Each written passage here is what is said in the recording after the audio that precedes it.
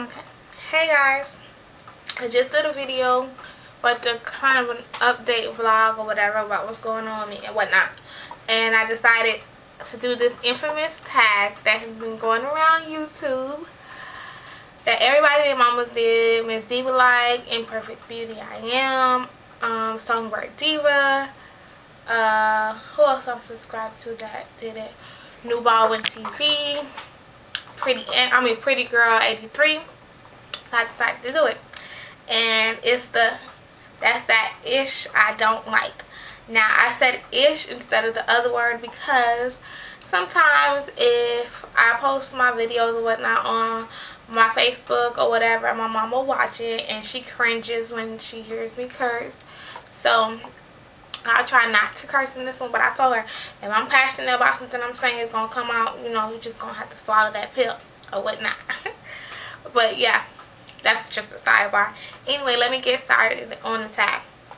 The first thing that's the ish I don't like is, this is one of my biggest pet peeves, when someone puts their hand on top of my head for any reason. Like, I hate it. I hate it. I hate it. I hate it. Like, I hate it. I've always hated it. I don't know why. The memory where it comes from, I don't know where it comes, but I hate when anybody does this to me. That is why, even if the pastor is laying hands on me, he gonna have to lay them right here, because that happened to me one time. The pastor put his hand right here, and because I hate that, because I feel like when you do that, is when somebody puts their hand on top of somebody else's head, to me, I feel like they're trying to show that they're superior to you. I know it's weird. I don't know why. I don't like that. I hate when people do it to me, and I don't like when nobody does it to my kids. Like, my son would do that to my daughter all the time, and I tell him, no, do not put your hand on top of your sister's head. My husband would do that to my son. I tell him, don't do that. Like, I hate that. That's the ish I don't like. The second thing that I don't like is bitter single women. I can't stand a bitter single woman. I can't. Because, don't get me wrong, I'm not saying I don't like single women. I don't like bitter single women. Women who don't embrace being single, who are not happy being single, and they let you know they're not happy being single, and they love to talk about people who are happy in relationships.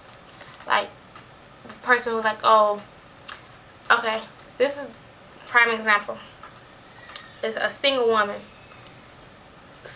A woman in a relationship will post something or say something about her boyfriend. That single woman is big band around. Child, please. They so happy and in love, but he was just trying to talk to me, or he was just trying to talk to so and so. Oh, I just seen him. It ain't all of that. And obviously it can't be all of that if or they so happy in love. Child, please. They ain't really happy. She putting on. Oh, or all these are winning. These strippers are winning. They all got the why they all got somebody and I can't get somebody, and I got it together and I'm all of this, but why I can't get somebody? First of all, when you are truly happy with yourself and you are truly happy with being single, and that's the choice you want to make, or you're not, even if you're not being happy being single, but you're adjusting to it and you're working on it, there's no need to try to down somebody else in their relationship. So what if they might not be all of that? So what if you feel like you better than somebody else and they have a man and you don't? Obviously, that's something you need to work on. That's that ish I don't like. Next. Oh yeah, well, I just talked about that ish when women always talk about people, wife and strippers and hoes. The next thing is women that push up on married men. Now, I know there are a lot of married men that are out there messing with these women and whatnot. That's not what I'm talking about. I'm talking about women who will literally see a man with a ring on his finger, a man with his wife, and still try to push up on him. Case in point, I was 7 months pregnant with my daughter. We were in a grocery store. Me and my husband were in a grocery store. And, you know, we were doing grocery shopping or whatever. And we were in the frozen food section because we were picking up something to cook really like something fast for us to eat that night, because my husband didn't feel like cooking. And as you guys know, I really don't cook like that. Definitely when I was pregnant and sick, I really wasn't cooking. So we in the frozen food section. Now mind you, I know these two women, like every aisle we go on, they end up on that aisle. And I noticed that, and I'm like, you know, but I ain't really think nothing of it. Me and my husband are in the grocery store. Like, obviously, you know, we're together. We're staying baked to each other. He has on the ring. I have on the ring. So I leave my husband in the frozen food section. I go off to another aisle. I think I was gonna go get some sugar. And the woman, one of the women, like, it wouldn't have been my husband in the frozen food section getting no frozen food. Child, wouldn't have been my husband. My husband wouldn't be eating no frozen food.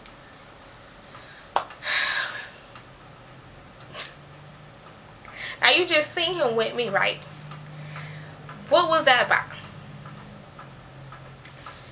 It wouldn't have been your husband? My husband. My husband didn't tell me this until after I left the store, because he know I was rowdy and pregnant. And he know it would have been something. Because we leaving, and he like, babe, this is crazy. Because the funny thing is, right after we got married and he started wearing a ring, because prior to us getting married, he never wore a ring. But I always wore a ring because I always was trying to, you know, I wasn't really trying to have dudes in my face like that. Prior to us getting married, he didn't wear a ring. Once we got married, he wore his ring. He wore his ring. And it's like women came out the woodworks. Like the thirst level for him went up because he had on the ring. And when he was telling me that, like, it would happen at work, you know, when he would go on his lunch breaks, and then women from other, you know, companies, they'll be work, and how, or even some of the women that worked in his same company, but that didn't work closely to him. And I was like, yeah, I believe it. And then when it happened right in my face, I'm like, this is crazy. Like, my husband, don't get me wrong, like, I think my husband is a good looking man. But like, it's not like he got all that attention then. It's like it's gotten crazy since we got married and he's wearing the ring. Like, it's women that just literally try to push up on him because he's wearing the ring. I can't stand that. And I be about to pop off on that. The next people. This is another issue I don't like. People who try to ooze the most confidence. The women who like to act, or even the men who like to be like, oh, I'm so pretty. Ooh, I'm bodied. Ooh, I look better than her. And then those are the same women that turn around and, like, they just put up with the most shit. They do the most. Why? Because they try to exude so much confidence because they're really insecure. I hate those type. Like, you know you insecure, work on your insecurities. Don't try to down somebody else to make yourself feel bad about the way you feel about yourself.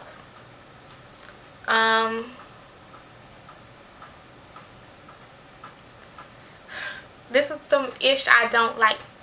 People, the pot calling the kettle black. People who do stuff or say stuff that they don't like about somebody else, and they do the same exact thing, or they say the same exact thing, or they act the same exact way. I hate people who try to be something they're not. And yet you're trying to be something you're not. I hate people who act a certain way or who do certain things. I hate ratchet people, ratchet females, but you ratchet. You real ratchet. I hate when they do, no, but you do the same thing. Pot calling kettle black. Come on. Like, you see when somebody else doing it, but you don't see when you doing it. Another thing, and I think this is the last thing. People who talk about certain trends that they don't like, but as soon as the opportunity presents themselves, they own it. People who talk like, oh, I don't care about no iPhones, or I don't care about this designer this and this designer that, But the first opportunity that presents itself where you think you can get it for free, you jumping on it. Or where you can get it for a reduced price, or you can get a good knockoff, you on it. Oh, I can't see how people buy those shoes, the red bottoms. I say red bottoms because I really don't know how to say the actual shoe name. So that goes to show you I won't be buying that. But you talk about it, and then yeah, if you find a good knockoff, you jumping on it, you buying it. Or if you can get something, if you can get this for free, oh, I'm going to try to get it for free. Just, if you know you can't afford it, either just say you can't afford it or don't bring attention to it at all. Don't act like it's not all of that. But the minute you can try to get it, you're going to get it. Just don't bring attention to it. You want it, you want it. You save up for it, or you buy it, or you get it. But don't make it seem like it's not all of that.